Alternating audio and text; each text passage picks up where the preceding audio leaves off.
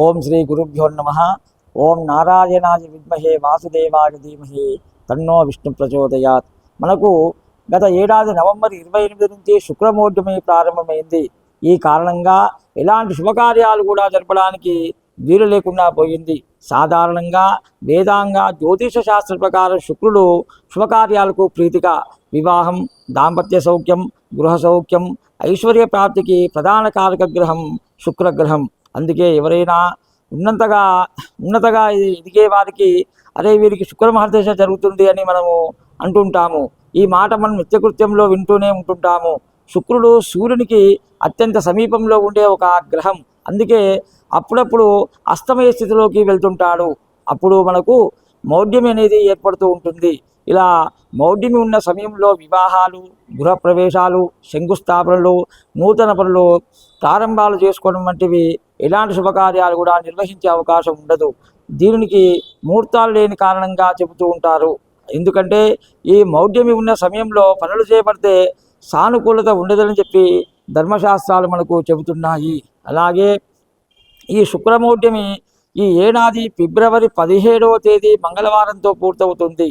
ఈ రోజుతో శుక్రుడు అస్తమయ స్థితి నుంచి బయటపడి మళ్ళీ శుభ ఫలితాలు ఇచ్చే స్థితిలోకి ప్రవేశిస్తుంటాడు. అందుకే ఫిబ్రవరి 18 నుంచి శుభముహూర్తాలు తిరిగి ప్రారంభమవుతున్నాయి. ఈ 18వ తేదీ బుధవారం నుంచి వివాహాలు, గృహప్రవేశాలు, నూతన గృహారంభాలు, శంకుస్థాపనలు, ఇతర శుభ సంకల్ప కార్యక్రమాలు శాస్త్రోక్తంగా నిర్వహించుకోవచ్చు. ఆ తర్వాత ఇలా ఫిబ్రవరి 18వ తేదీ నుంచి మే 9వ తేదీ వరకు శుభముహూర్తాలు ఉన్నట్టు మనకు అనేక పంచాంగాలు చెబుతున్నాయి. ఆ తర్వాత మే 17 నుంచి జ్యేష్ఠమాసం ప్రారంభమవుతుంది. ఈ ఏడాది అధిక మాసం కారణంగా మళ్ళీ ముహూర్తాలు ఉండవు. అధిక మాసంలో ఎలాంటి శుభకార్యాలు కూడా చేసేందుకు మనకు వీలు లేదు. అందుకే మే 17వ తేదీ నుంచి జూన్ 15వ తేదీ వరకు శుభకార్యాలకు ముహూర్తాలు ఉండవు.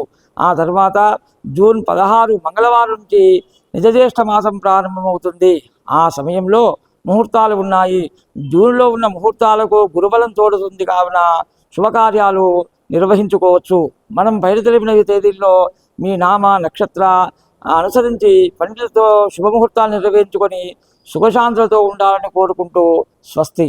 ఈ వీడియో మీకు నచ్చినట్లయితే ఒక లైక్ కొట్టి మీ అభిప్రాయాన్ని కామెంట్ రూపంలో తెలియచేయండి.